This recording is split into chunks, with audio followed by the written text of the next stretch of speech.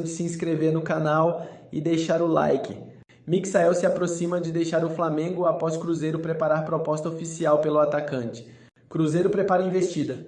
De acordo com a apuração do portal RTI Sport, o Cruzeiro segue desejando a contratação de Micael, mesmo que ele já tenha jogado 7 partidas pelo Flamengo no Brasileirão Betano, impedindo que ele atue por outra equipe.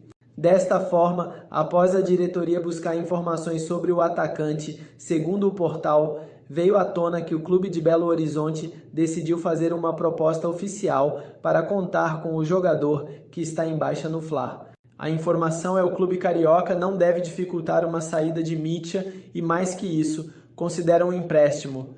Existe a tendência que o negócio possa evoluir nas próximas semanas entre as partes.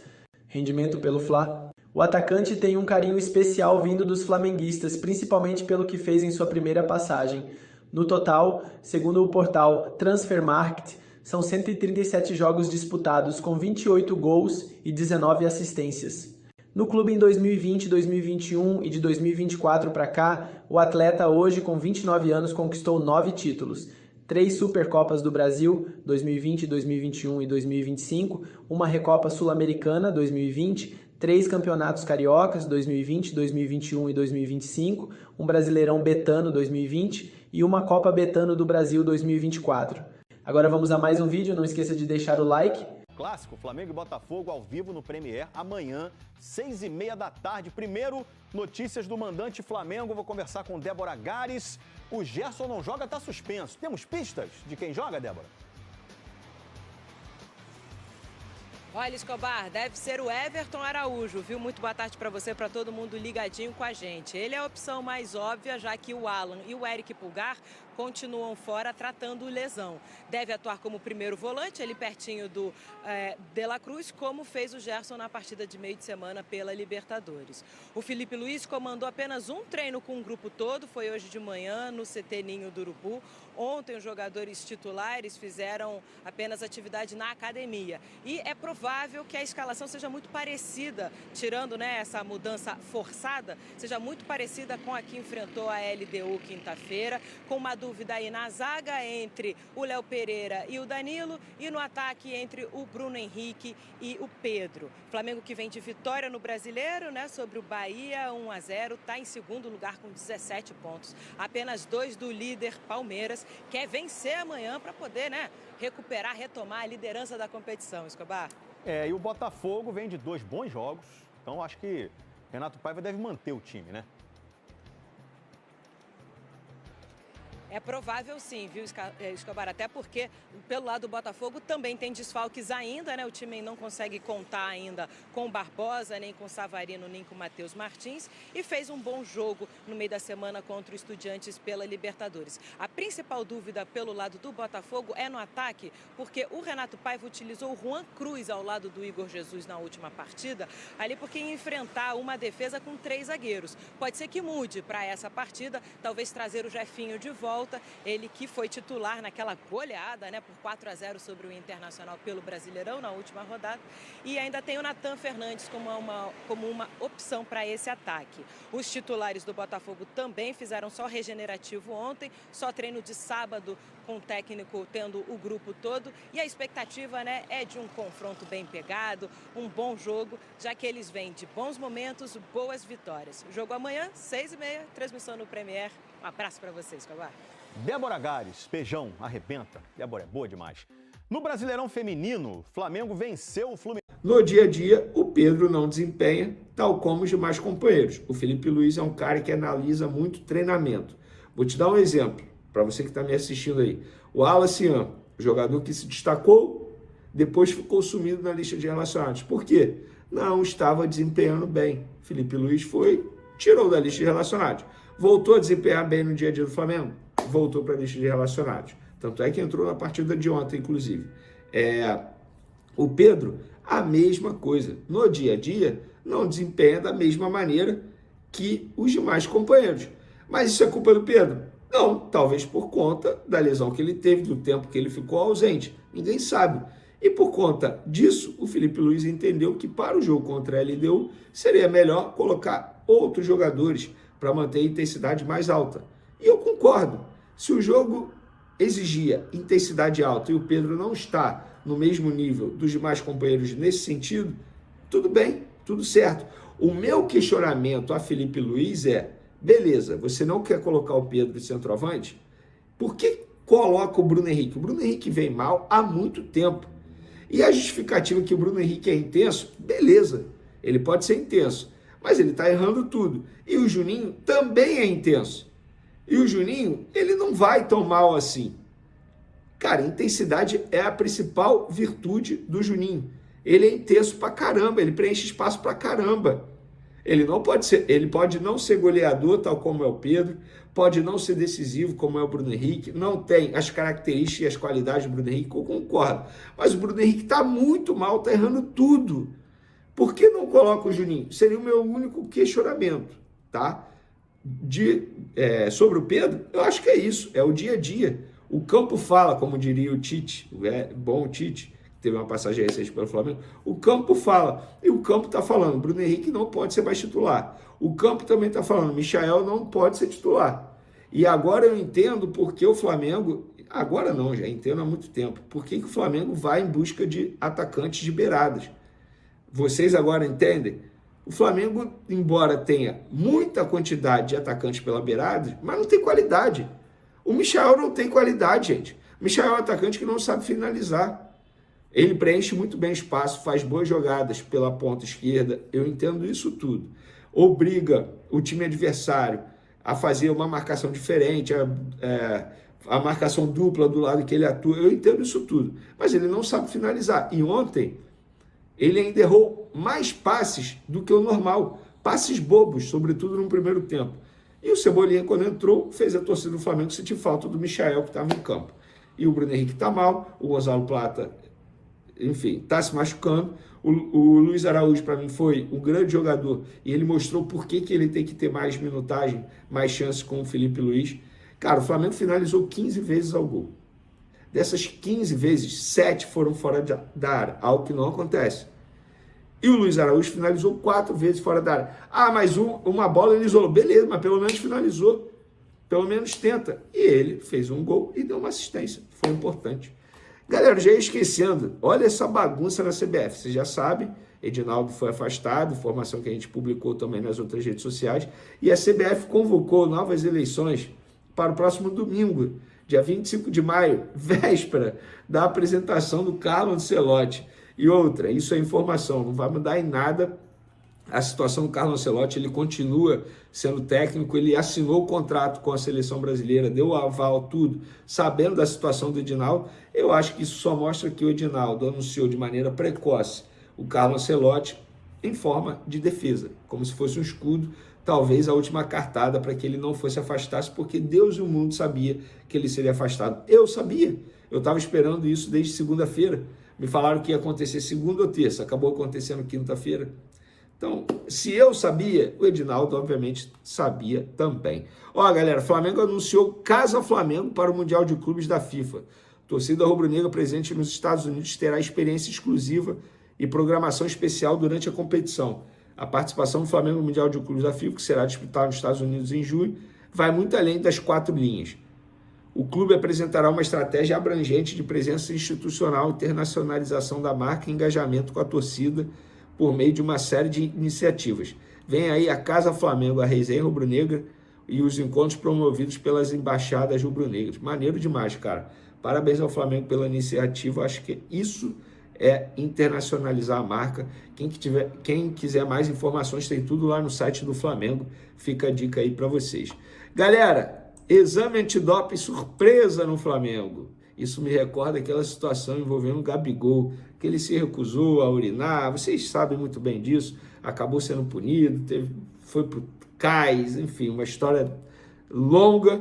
E aconteceu nessa tarde. Nesse momento, enquanto a gente grava o vídeo, o Flamengo está recebendo de maneira surpresa representantes de uma empresa terceirizada da CBF para realizar exames antidoping em alguns atletas. Os funcionários estão no ninho do urubu e eles estão selecionando. A ideia é selecionar pelo menos 5 jogadores. E esses 5 jogadores terão que cumprir todo o processo como o Gabigol teria que cumprir e não cumpriu na ocasião que ele era jogador do Flamengo, e outros jogadores naquele dia cumpriram normalmente e o Gabigol não, e acabou dando no que deu. Agora, o Flamengo está lá à disposição, todos os jogadores vão fazer, essa é a informação que eu tenho, não tem nenhum risco de ninguém se recusar a fazer, muito pelo contrário, pelo menos é a informação que foi me passada com exclusividade aqui no canal Vene Casagrande. Para finalizar, galera, o Flamengo vai receber aí uma graninha envolvendo o Wendel, atacante cria do Flamengo, vendido ao Porto, na verdade o Flamengo vendeu ao Leixões, e aí o Leixões vendeu ao Porto, Porto emprestou para o Santos, vocês vão se recordar, aí o Santos devolveu, o Porto emprestou para o Santa Clara de Portugal, e o Santa Clara vai exercer a opção de compra junto ao Porto de 2 milhões de euros, por 100% dos direitos econômicos. Os direitos econômicos do Wendel estão divididos assim, 70% do Porto, 30% do Leixões. Mas o Flamengo, por contrato, tem direito a 20% dos 30% que o Leixões vai receber. E eu fiz a conta, isso dá 120 mil euros, cerca de 750 mil reais na cotação de hoje. Outro jogador que vai render uma grana ao Flamengo é o zagueiro Natan, lembra dele? Foi negociado com o Red Bull Bragantino, depois vendido ao Napoli da Itália. Ele está emprestado ao Betis e o Betis vai comprar junto ao Napoli por 10 milhões de euros. E o Flamengo tem direito ao mecanismo de solidariedade da FIFA de 1,77% do valor. Ou seja, 1,77% de 10 milhões de euros dá 177 mil euros, cerca de 1 milhão e 100 mil reais. Querendo ou não, gente, o Flamengo vai ganhar aí quase 2 milhões de reais em negociações que nem esperava. 2 milhões de reais faz o quê? Paga o salário de muita gente hoje dentro do Flamengo, eu tenho certeza disso. Beleza, galera? Espero que vocês tenham gostado. Até o próximo vídeo. Toma um questionamento aqui, outro questionamento ali. Hoje, vaias, quando ainda estava jogando. Que é bizarro. Eu não concordo com isso. Mas enfim, acontece. É muito característica da torcida do Flamengo.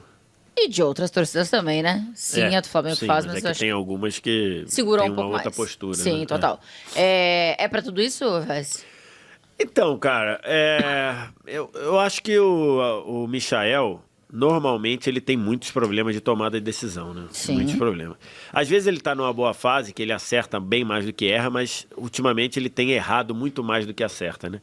Para uma assistência como ele deu no domingo pro gol do Arrascaeta de cabeça, você tem muitas jogadas desperdiçadas. E me incomoda um pouco que o Felipe Luiz, ao defendê-lo, acho que ele tá...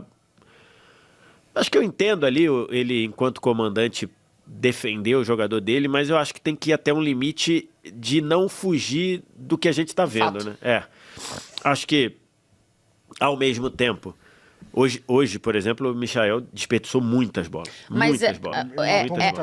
É o que mais? É tomada de decisão errada, ou ele toma a decisão certa, mas no fim das contas, na hora de executar o que ele pensou, o que ele planejou, o que ele decidiu, eu acho que a maioria, ele executa eu acho que a maioria horroroso. Eu acho que a maioria é decisão errada tempo. e quando ele acerta a decisão, ele não tá conseguindo executar. Então Ele aí teve um acaba chute sendo horroroso, até falta Aí de é pacote confiança. completo, né? Aí acaba sendo, como o pessoal Parece diz, um a recuo tempestade intencional. perfeita, né? E Então, assim, mas só pra pontuar assim, é uma verdade que ele dá uma intensidade ali, especialmente sem bola, muito importante que o Cebolinha não dá. Cebolinha, pra mim, é um abismo de jogador em relação ao Michael. Pois é. Mas o Cebolinha não dá.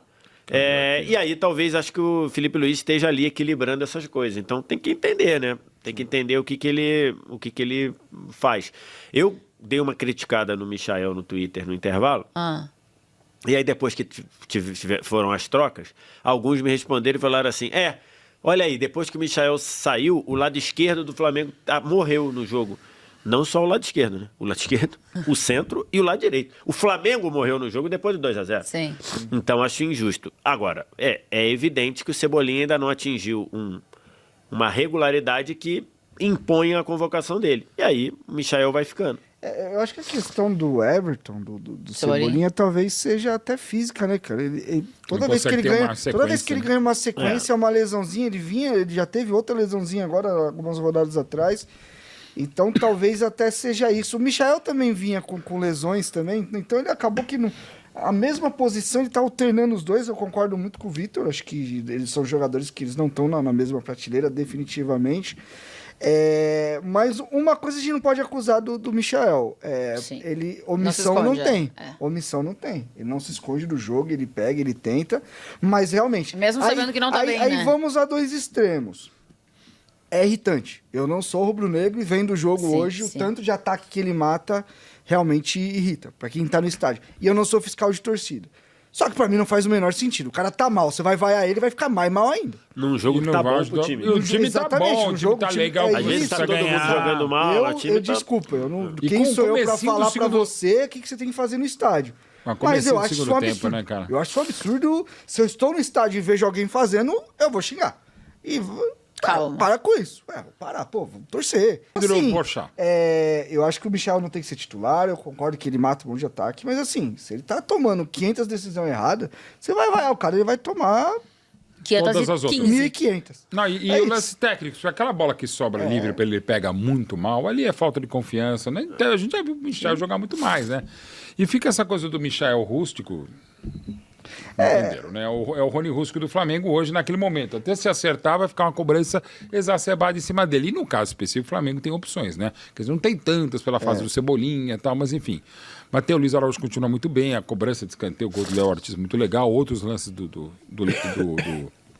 Luiz Araújo muito bem, mas assim, já é de algum tempo, Michel. E ficou aquela coisa do jogador assim, ainda mais em times de imensa qualidade, que estão disputando e tudo, alguns clubes mais, outros clubes menos, algumas torcidas por óbvio mais ou menos, assim, eu preciso ter o cara para eu desopilar. Então, se ele pode fazer 8 gols, se o Michel fizesse 8 gols hoje no Maracanã, eu falava, quero ver 9. É isso. E ele virou esse cara. Não, e o Michel, a gente tem que, até para entender ele como jogador, a gente tem que entender a construção dele como jogador.